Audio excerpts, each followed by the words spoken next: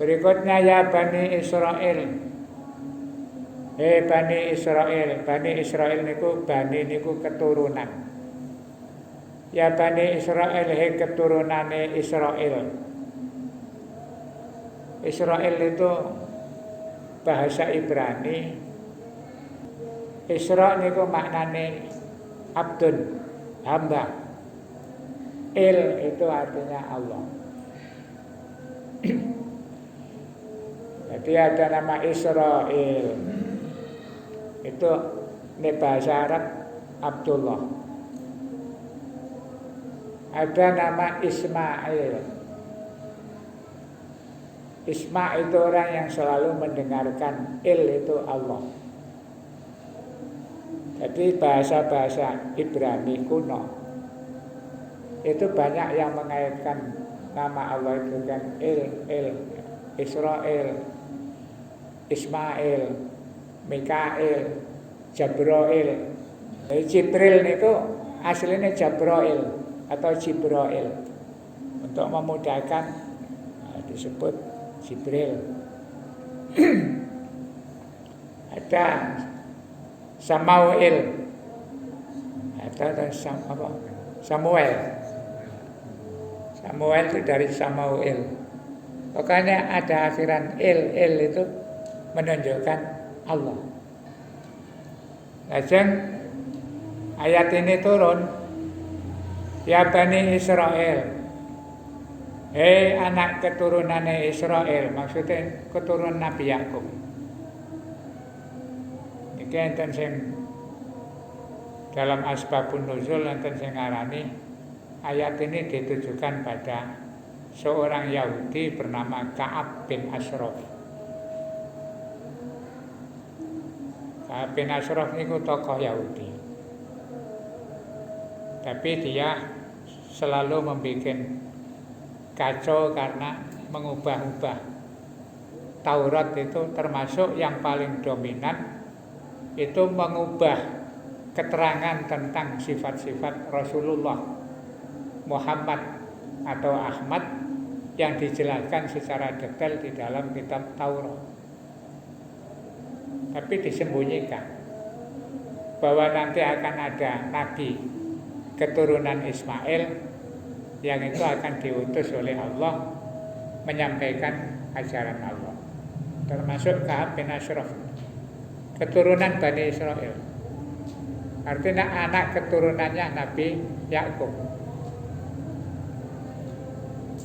Jadi Israel, Bani Israel itu yang dimaksud orang-orang yang punya nasab sambung kepada Nabi Yakub. Napa kok disambut atau dipanggil ya Bani Israel? Maksudnya Allah niku istilahnya wong Jawa ngerogo ati. Atine dituntut disebut keturunan-keturunannya yang hebat. Biar hatinya itu merasa terbuka. Kados kula panjenengan nuturi wong arek nakal. Itu kadang ketika disebut nenek moyangnya yang hebat-hebat, itu terus luluh. Kandhane kon iki anak iki, bapakmu, mbahmu iku wong apik. Lah itu untuk nutut hati. Bani Israel Ashraf sinten tau? Ka'ab bin Ashraf niki karepe Allah niku dipanggil dengan nama keturunan ya Bani Israel.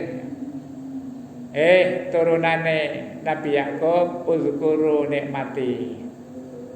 Ilinga sira kabeh nikmati ing nikmat-nikmat ingsun. Kalimat nikmat niku walaupun dalam bentuk mufrad atau kalimat tunggal, itu banyak diartikan nikmati itu artinya ni'ami, beberapa nikmatku. Nah, Bani Israel khususnya orang-orang keturunan Nabi Yakub itu dipanggil Al-Qur'an uzkuru nikmati. Ilingo nikmatku allati an'amtu alaikum.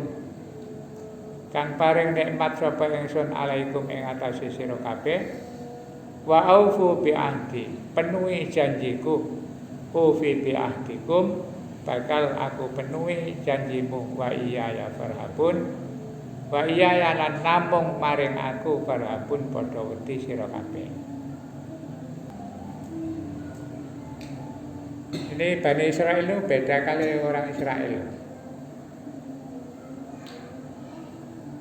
Orang-orang Israel yang sekarang memusuhi orang Palestina itu bukan yang dimaksud bukan Bani Israel keturunan Nabi Yakub. Gaeten sebagian yang keturunannya Nabi Yakub, tapi ya karena yang mayoritas itu ya Wong Israel itu nama negara sekarang, bukan nama keturunannya Nabi Yakub.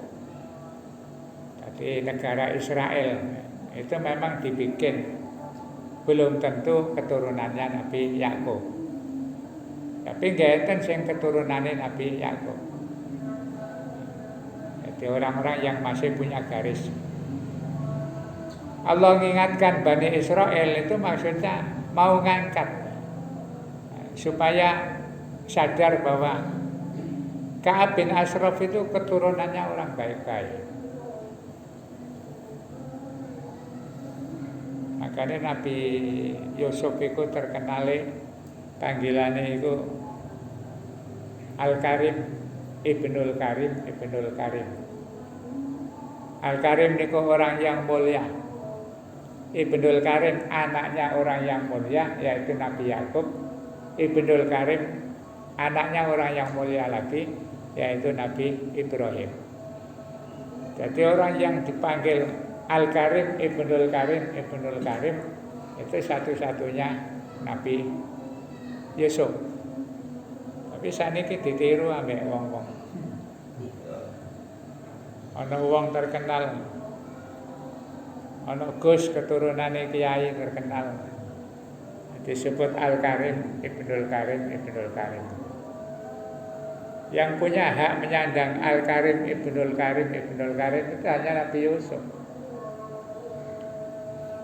Disebut anak wong mulya, bae ya wong mulya. Nah, Al-Quran itu menjadi pelajaran kita. Kadang-kadang kita menyampaikan sesuatu, jajane wong iki apik, keluargae apik, itu kadang bisa dipakai. Kon niku kok ndablek wong bapakmu yo ngene, mbahmu yo ngene. Nah, itu kadang-kadang bisa mempengaruhi perasaan.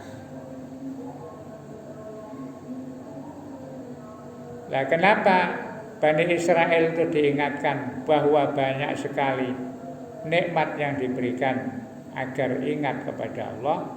Ya memang diruntut kenikmatannya Bani Israel itu sangat luar biasa. Pertama, keturunan Nabi Yakub niku kata yang jadi nabi.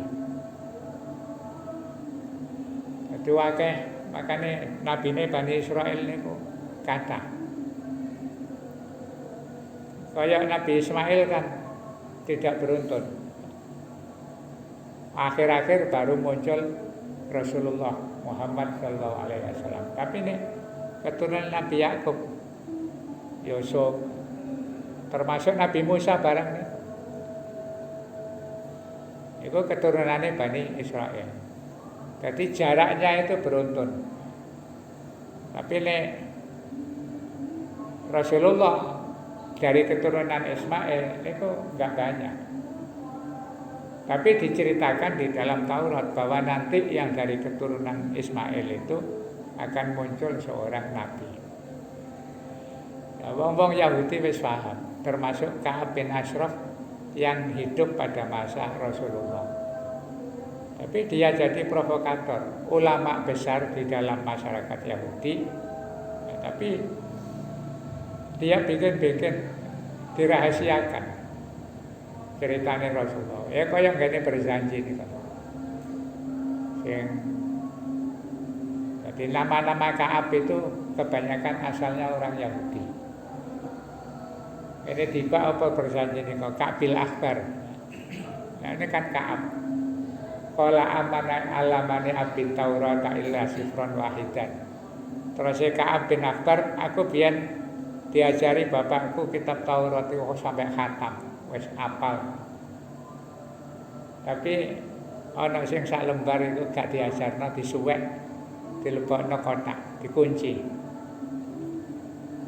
Itu menunjukkan bahwa tokoh-tokoh Yahudi itu merahasiakan kehadiran Rasulullah ya, karena khawatir ya, nggak tahu pertimbangan apa. Karakternya Yahudi itu begitu.